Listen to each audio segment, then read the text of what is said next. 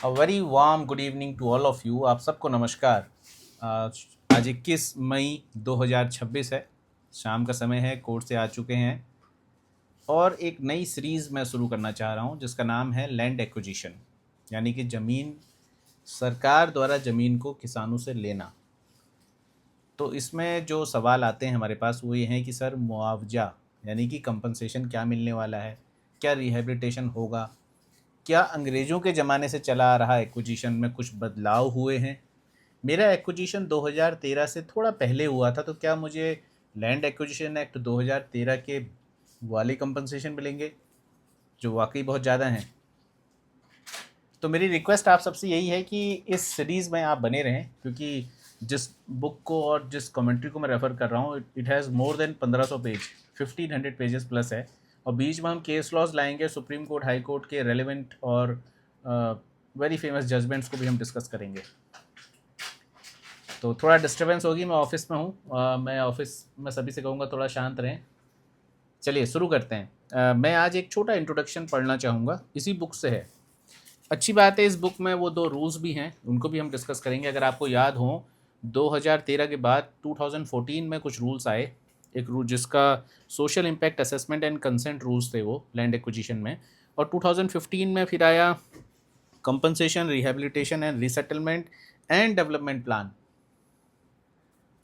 तो जब प्रीफेस की बात होती है, प्रीफेस में देखिए मैं पढ़ता हूँ, आप सुनिएगा। During subsistence of the land acquisition act of 1894, the Indian legislature enacted a new act being act number 30 of 2013. By enacting section 114, this act repealed the previous act subject to the provision of application of section 6 of the General Clauses Act 1897, which protected all actions taken under the previous act. यानी कि काम की बात यह है, 2013 act आ गया ठीक है, लेकिन इससे पहले का जो 1894 एक्ट में जो ऑर्डर्स हुए, जो जजमेंट्स या जो भी बातें थी, वो सेफ़ हैं, वो सिक्योर्ड हैं और वो हमेशा वैलिड रहेंगी। और वैसे भी पुराने एक्ट से कई चीज़ें हमने ली हैं, क्योंकि लैंड और एक्विजिशन की डेफिनेशन तो बदलेंगी नहीं। ओनली कंपनसेशन और एक डेमोक्रेटिक सोसाइटी में एक वेलफेयर जो है, क्योंकि ब्रिटिशर्स के पास वेलफेयर एक लिमिट तक था, उनके एक्ट को और इस एक्ट में यही चेंजेस हैं। अभी यहाँ पे ये भी है कि government were in need of acquiring land for various developmental works. हम देख रहे हैं इन एंड अराउंड फ्लाईओवर्स बन रहे हैं, एयरपोर्ट्स आ रहे हैं, डिफेंस के लिए लैंड ली जा रही हैं। तो गवर्नमेंट को तो लेना ही लेना है लैंड, है ना। बट जो उनके पास लैंड है, जो लैंड ओनर्स हैं, उनको एक ही तरीका बचता है, वो इस एक्ट या प्रीवियस एक्ट को कोर्ट में जाके चैलेंज करते, इस एक्ट के कुछ सेक्शंस को यूज़ करते। तो अब आगे क्या है, जो लैंड ओनर्स हैं, अगर वो डिससेटिस्फाइड हैं with the decision of the collectors, यहाँ पे कलेक्टर वर्ड यूज़ किया गया, बेसिकली ये लैंड एक्विजिशन ऑफिसर होते हैं, और ये इम्पीड भी करेंगे, इनको कोर्ट में पार्टी बनाएंगे, जो फार्मर्स हैं या जो लैंड ओनर्स हैं। अब यहाँ पे जो एक्सपीरियंस जनरली हमने देखा है कि जो अवार्ड फाइनल होता है, अगर वो सूट नहीं कर रहा है लैंड ओनर्स के इंटरेस्ट को, अगर उनकी एक्सपेक्टेशंस ज़्यादा हैं, तो ऑब्वियसली डिस्प्यूट होंगे। इंट्रोडक्शन में ये सब बताया गया कि लैंड एक्विजिशन एक्ट से क्या क्या होने वाला है, क्या क्या हो रहा है।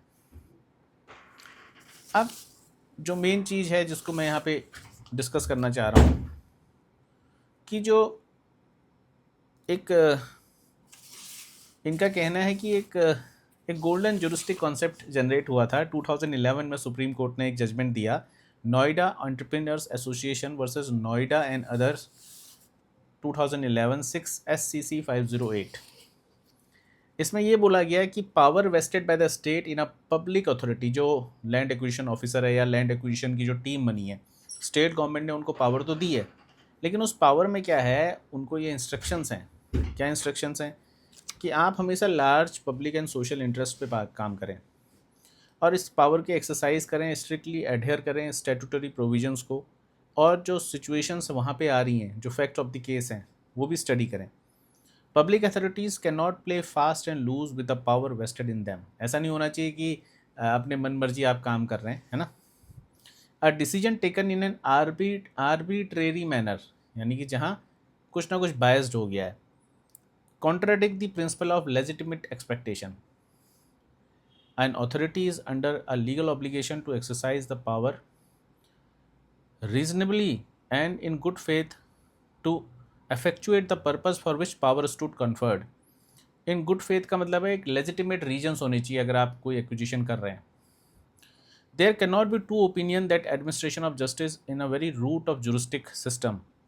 We know the entire provision of law are meant to subserve the ends justice and entire procedural law aims at facilitating the judge reach the real justice. मतलब रियल जस्टिस दिखना चाहिए. अब यहाँ पे दो जूरिस्ट की बात की गई है. इन दो जूरिस्ट के बारे में बहुत बताया जाता है. जैसे जो मेन चीज़ यहाँ पे मैं आपको पढ़ के बताता हूँ.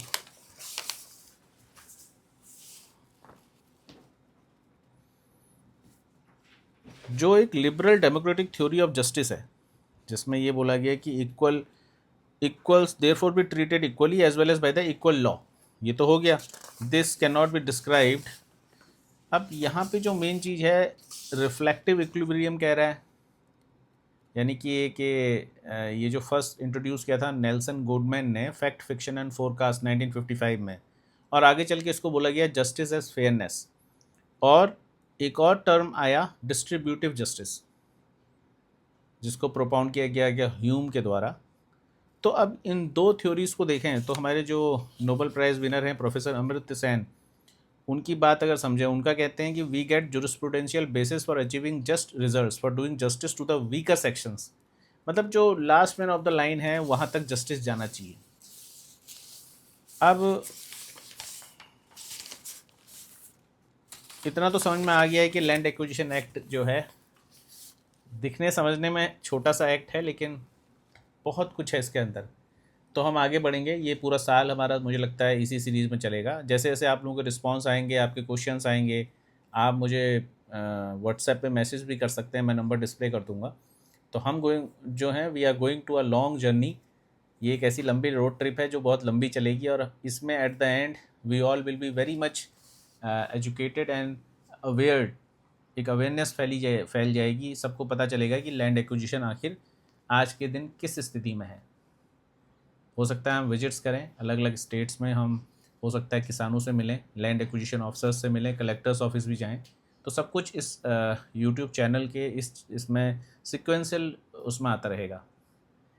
बाकी this is the very like this is my way of creating videos. I may be wrong in many places. Please bear with me and do suggest me if you want to suggest me anything. आप सबका नमस्कार. बहुत बहुत धन्यवाद.